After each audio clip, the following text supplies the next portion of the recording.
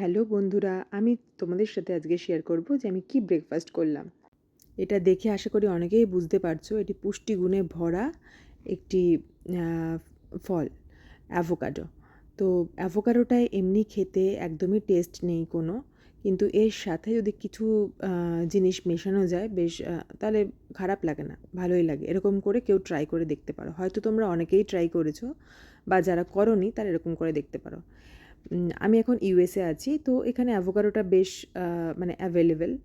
তা আমরা মানে এখানে যে কোনো কিছু জিনিস কিনতে হলে বাল্কে কিনতে হয়। আমরা যেমন ওখানে বলি যে 2টো দাও, 3টে দাও, বা এত কেজি, এত গ্রাম। এখানে সেরকমটা না, এখানে মানে একসাথে প্যাকেট করা থাকে, তো পুরোটা বাল্কে কিনতে হয়। তো আমরা একটা পুরো প্যাকেট অ্যাভোকাডো কিনেছিলাম, তার মধ্যে প্রায় 6টা মতো ছিল।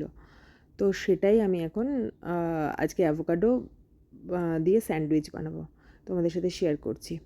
প্রথমে অ্যাভোকাডোটাকে একটু স্ম্যাশ করে নিলাম। অ্যাভোকাডোটা একটু পাকা হলে ভালো হয়, রাইপ না হলে কাঁচা হলে ঠিকঠাক স্ম্যাশ করা যাবে না। তারপর ওর মধ্যে মিশিয়ে নিলাম একটু লেবুর রস, তার সাথে গোলমরিচের গুঁড়ো আর পিঙ্ক সল্ট। এবার ওটা দিয়ে আবার ভালো করে মাখিয়ে নিচ্ছি। এবার ওটা আমি একটা ব্রেড নেব, ব্রেডটাকে একটু সেঁকবো, সেঁকে তার মধ্যে লাগাবো, এই অ্যাভোকাডোটা স্প্রেড করব। ব্রেডটাকে এখন হালকা করে সেঁকে নিচ্ছি। আর কেউ চাইলে ওর মধ্যে লঙ্কাও দিতে পারো, বাট আমি আর দিইনি, আমি জাস্ট ওগুলোই মিশিয়েছিলাম। লঙ্কা বা চাট মশলা নিজের ইচ্ছা মতো জিনিসপত্র অ্যাড করতে পারো, যেটা যে ভালোবাসো। তো আমি এখন ব্রেডটাকে সেঁকে নিচ্ছি। এখন এখানে নিয়ে এসেছিলাম আমি মাল্টিগ্রেন হুইট ব্রেড। তো এখন ব্রেডটাকে সেঁকার পর এর মধ্যে আমি অ্যাভোকাডোটাকে স্প্রেড করব। অ্যাভোকাডোটা পড়েছিল অনেক দিন ধরে, তো তাই ভাবলাম যে একটু একটু করে খেয়ে ফেলা যাক। মিঠাই এটাকে দেখে বলছে, মা তুমি কি অ্যাভোকাডো ভাজা করবে? ও তো এইসবই পছন্দ, শুধু ভাজা বুঝি। কিন্তু এমনিতে এরকম করেও খাবে না আমি জানি। তো তাও একবার ট্রাই করব দেওয়ার। আমি অ্যাভোকাডোটা এবার ব্রেড শাঁকা হয়ে গেল। এবার নিয়ে নিয়েছি একটা ডিম। এবার এই ডিমটাকে ভেজে তারপর ওই অ্যাভোকাডো স্যালাডের উপর দেব। এবার অ্যাভোকাডোটা পুরো স্প্রেড করে নিচ্ছি আমি ব্রেডের মধ্যে। এটা স্প্রেড করা হয়ে গেলে তার উপর আমি ডিমটা দিয়ে দেবো। খেতে কিন্তু বেশ ভালোই লাগে। এই দেখো, পুরো ধোয়া ওঠা আমার ব্রেকফাস্ট রেডি, গরম গরম। এবার আমি টেস্ট করে ফেলবো এটা কেমন খেতে হলো। দেখেই বেশ লোভ লাগছে, তাই না? অ্যাভোকাডোটার উপর আমি একটা এগ স্প্রেড করে নিয়েছি। আমি অ্যাভোকাডোটা একটু বেশি বানিয়ে ফেলেছিলাম, বুঝতে পারিনি। দুজনের জন্য একটা অ্যাভোকাডোই এনাফ, বাট আমি দুটো নিয়ে নিয়েছিলাম, তো অনেকটাই হয়ে গেছিলো। মানে একটা এরকম করে বানিয়েছি, আর একটা শুধু অ্যাভোকাডো স্প্রেড দিয়ে ব্রেড দিয়ে খেয়েছিলাম। তো পেটটা অনেকটাই ভরে গেছিলো। এই যে আমি এবার টেস্ট করে নেব আমার কেমন হয়েছে খেতে অ্যাভোকাডো টোস্টটা। দারুণ ছিল এটা খেতে, আর মানে বেশ মানে পুষ্টিগুণে ভরা একটি ব্রেকফাস্ট। এটা তোমরাও ট্রাই করে দেখতে পারো। আমি এই যে এটা এখন ট্রাই করছি, খুব সুন্দর খেতে।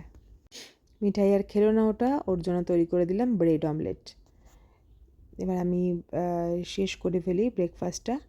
তারপর আমি এখন ব্রেকফাস্ট শেষ করে চলে এসেছি কফি নিয়ে। এখন তন্ময়ের জন্য বানাবো এই কফিটা। এই থার্ড ওয়েভ কফির যে প্যাকেটটা দেখছো, এটা আমি ব্যাঙ্গালোর থেকে কিনেছি। ব্যাঙ্গালোরে থার্ড ওয়েভ কফির প্রচুর স্টোর আছে।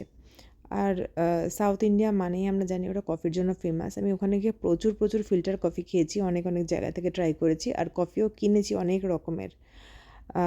আমি বেসিক্যালি টি পারসন, কিন্তু ওখানের কফিগুলো আমার দারুণ লেগেছিলো। আর বিশেষ করে ফিল্টার কফি তো দারুণ টেস্টি।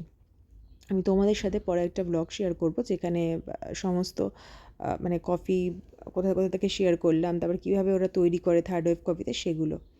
এই ফ্রেঞ্চ প্রেসটা আমি কিনেছিলাম অ্যামাজন থেকে। তো কফিটা ঢেলে দিলাম, এটা মানে যে গরম জলটা ঢেলে দেওয়ার পর এটা 3 মিনিটস মানে ওয়েট করতে হবে, তারপর ওটা প্রেস করব। এদিকে আমি চলে এসেছি, আমি চা বানাবো।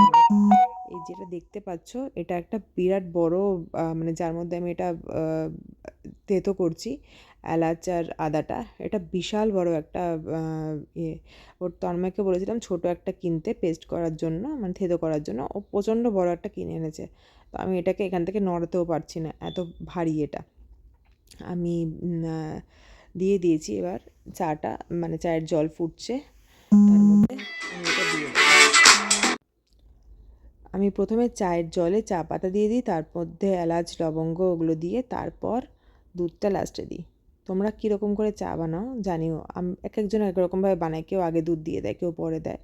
আমার এখানে কফিটা রেডি, মানে আমি এবার প্রেস করে দিয়েছি, প্রথমে ওটা ভিজে যাবে, তারপর এদিকে চায়ের জলটাও ফুটে গেছে, আমি দিয়ে দিলাম দুধ। আমাদের এবার চা কফি মোটামুটি রেডি হয়ে গেছে। এবার কফিটা ঢেলে দিলাম। এই কফিটা খেতে কিন্তু ভালো হয়, বেশ ভালো হয়। আমি মানে ব্ল্যাক টি তো পছন্দই করি না, ব্ল্যাক কফিও খেতাম না, কিন্তু এটা খাওয়ার পর আমার বেশ ভালো লাগে, মাঝে মাঝে খাই আমি ব্ল্যাক কফি। আর এদিকে আমার দুধ চা রেডি। আজকে ব্রেকফাস্টে এতটাই হেভি হয়ে গেছিলো যে আর লাঞ্চ করিনি আমরা আজকে। আর এই যে চলো আমি এবার খেয়ে নিই চাটা। তোমাদের সাথে দেখা হবে আবার পরের একটি ব্লগে। আজকের মতো টাটা, বাই বাই সবাই।